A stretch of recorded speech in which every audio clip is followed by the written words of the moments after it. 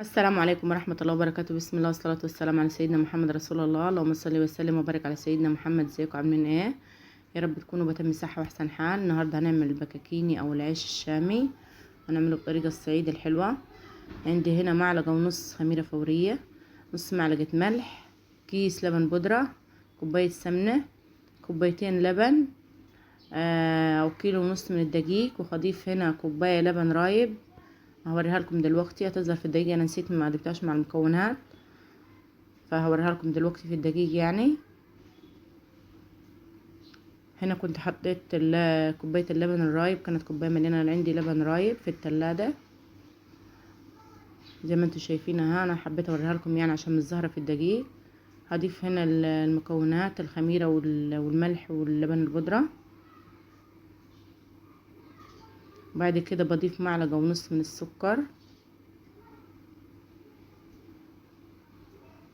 عشان ينشط معايا بس الخميره. وبعد كده بضيف السمن.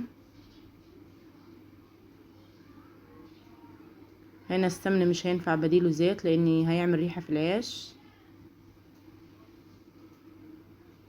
بس كده. وببس العيش كويس خالص مع المكونات اللي انا حطيتها، ببسه كويس خالص لغاية ما يبقى زي حبة الرمل عندي كده لينة زي ما انتم شايفين. وهبتدي هنا اعجن باللبن اللي معايا. لبن يكون بحرارة درجة المطبخ، يعني درجة حرارة المطبخ، عشان الجو دلوقتي زي ما انتم عارفين الجو حار. وهبتدي هنا اعجن، هخدم العجينة كويس خالص زي ما انتم شايفين. انا محتاجتش ميه. لو انت ما عندكش لبن، لو عندك مثلا اللبن مقطع او اي حاجه ممكن تعجني بيه العيش، ده بيبقى حلو خالص. هنا كنت عادنا على الرخامه وملقت على الرخامه كويس زي ما انتم شايفين. العجينه حلوه لينه معايا وطريه.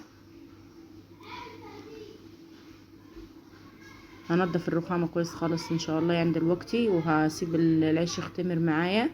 ممكن ياخد من ساعه او ساعه الا ربع عشان الجو حار زي ما انتم شايفين. هغطيه واسيبه يختمر.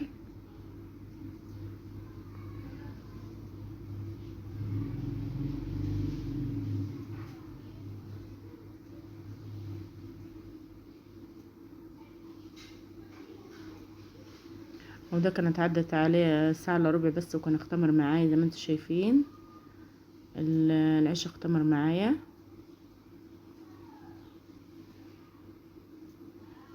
هبتدي هنا اقطع العيش على حسب ما انتي القطعة اللي انتي عايزاه او الرغيف اللي انتي عايزاه، سواء صغير او وسط زي ما انتي حابة ان انتي تقطعي الرغيف يعني. طبعا رشة شوية حبة دقيق كده على الصينية، انا عايزاه وسط كده زي ما انتم شايفين. وهقطع، ابتدي اقطع العيش كله. العجينة طرية معايا بس يعني مش بتلزق ولا حاجة، يعني لزيقة بسيطة بس.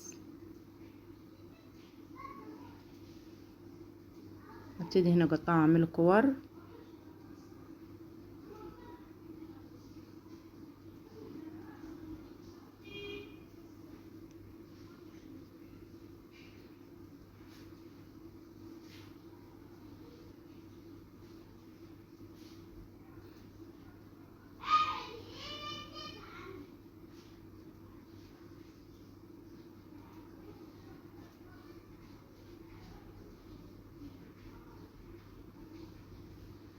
بس كده. وهنا كنت قطعت كمية العيش كلها زي ما انتم شايفين. طبعا انا هاخد من البداية اللي انا قطعته اللي هو ارتاح معايا يعني، وهبتدي هنا على طول افرد. في ناس بتحب البكاكيني كده مستطيلة، في ناس بتحب تعملها مدورة. هعمل الاتنين وهوريه لكم في الاخر هيطلع شكله ازاي. هبتدي افرد العيش هنا. يعني سمك العيش انا عاوزاه بس يعني نص سنتي.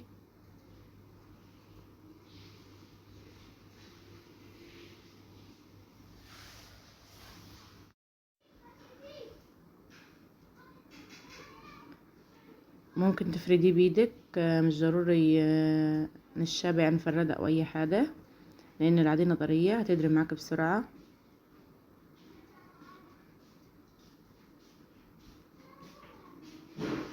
بس كده يعني هو السمك كده قريب على اللي انا عايزاه، بس انا هفرده فردة كمان تاني. حاسه ان سمكه تخيل لان هو يرتاح تاني وهيعلى. هنا هفرد معاكم واحد مستطيل بطريقة مستطيلة يعني، لان في ناس بتعمله كده وفي ناس بتعمله كده. طبعا هنا في صواني وفي سيجان بيتحط فيها.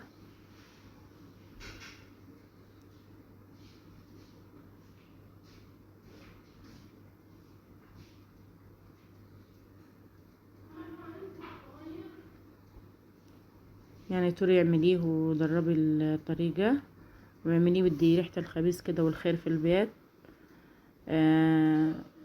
يعني صراحة اهم حاجة العيش في البيت، اي حاجة هتجيبيها من برا طبعا غموس طب، بس اهم حاجة يكون تدي خير للبيت كده وريحة الخبيز.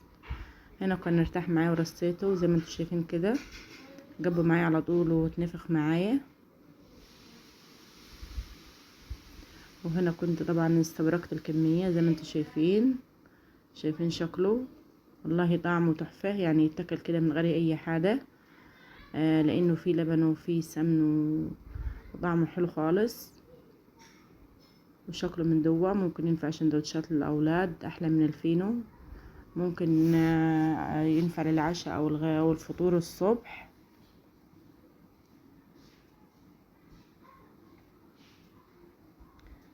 زي ما انتم شايفين كده شكله منتفخ ومن جوا كده شكله حلو وناسس خالص.